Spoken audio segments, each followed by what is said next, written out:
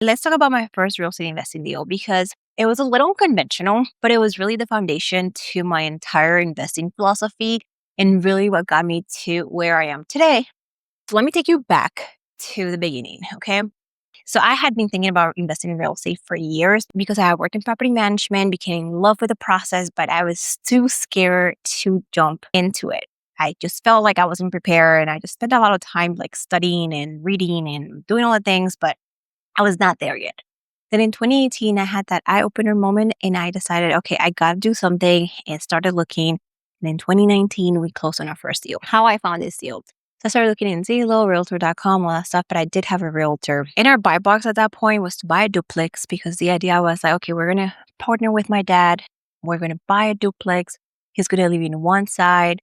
And we put only 3.5% down payment. And then he moves out and then we lease up the entire property. And that's what we're going to do. So I found a property in Fort Lauderdale in the area that I used to do property management in. I realized that there were actually 3 duplexes sitting right next to each other being sold by the same owner. We're like, I'm just going to look at one because we can't afford all 3.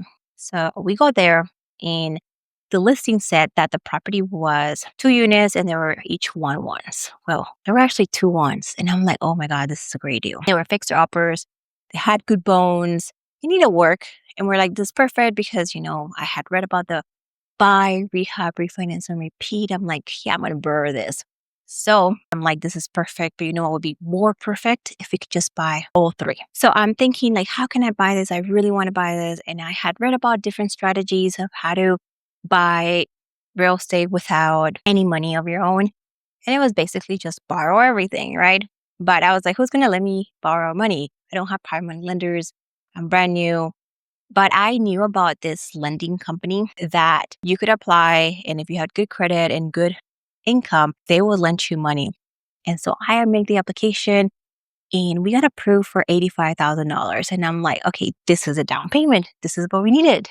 And a little more to pay for fees and to get the rehab started. It was scary because that was a lot of money to borrow.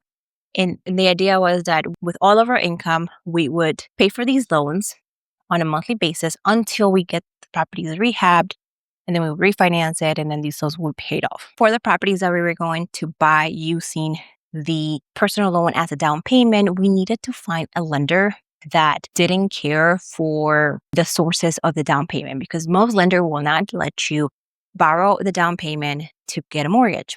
But there are like lenders, they're called private lenders, that would do this. And so I just had to find the right lender. And I did find that. They didn't ask where the down payment came in. It was just more of a situation of, does the property work? Is the property a good investment? And it was, because it was a really good deal. There was a lot of upside. We got the 2 extra duplexes using the private money lender. And then the third one was with my dad. And then he put 3.5% and he lived in one of the units. So once we closed on the units, I'm ready. So we needed to rehab them so that we can lease them off for hire and also increase the price so that we can then cash out, right? So we decided to do it in phases because we didn't want to have all 6 units vacant at the same time. We wanted to make sure we had some money coming in so that we could pay for the mortgages and the cost of holding the personal loans and not to have all of that at the same time. So our idea was, okay, we'll get the first duplex ready, rent that out, have some income. We'll get the second duplex ready, rent that out, get some income. So we started doing it like that. So we closed on these properties in May and we were done with the entire cycle by like February 2020. So it took us a little bit to get there. But what happened in 2020, right? COVID happened. And that was a shit show because we already had like financing ready to go. We had found a good lender, good rates. We had it where we were going to be able to cash out all the money that we needed. But lenders freaked out, especially the lenders that were more of the private equity side of things. They were like, we can't lend you at 75% loan to value. We are going to be decreasing this and we can only lend you 60% of the value. And I was like, that's not enough. So now I'm freaking out because the whole plan is ruined.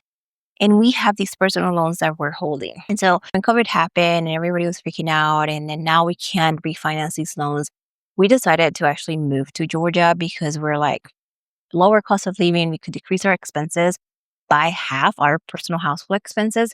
And then the savings could be used towards us maintaining these loans and these investments until we can get a refinance. So we moved to Georgia in 2020 and we actually found somebody to refinance the properties. We took out a decent amount of money, but we still had the loans. It wasn't the ideal scenario. With COVID, we had the lower interest rates, so people were buying like crazy, the whole crazy market phase. And what I ended up doing at the end is I started seeing opportunity to sell. Because after we moved to Georgia, we just had a whole bunch of different issues with the properties too. There were shootings in the neighborhood, and my dad was actually still living there. We did look up into selling it, and we could sell the properties for like double the price we pay for them. I took the opportunity and said, I'm going to sell this. We'll pay those private money loans, and then we'll reinvest in Georgia. And that's what we did. All three of us sold all the properties and cash that out and pay the loans. Sadly, we did lose the cost of refinancing, which we could have pocket that money out, but I didn't know that I was going to sell when I refinanced. I didn't know that the market was going to go crazy. So that was kind of the first deal. 100% leverage, personal loans, lines of credit, credit cards, everything tapped out so that we can fix these properties. Now, these properties were in like a home run, okay? These didn't make us super rich, but they taught me about rehabbing, refinancing, leasing, and setting my own business processes. Because it's one thing to do things for others. You'll think that, oh, all my experience managing properties, I'm going to be able to bring that over to my own thing. It's different when the money's coming out of your own pocket, right? And especially if you don't have the pockets of the people that you're managing properties for. I had to borrow everything, and I do not recommend everybody to go and do what I did, taking all these personal loans to buy a property and basically gamble that you're able to take all the money out.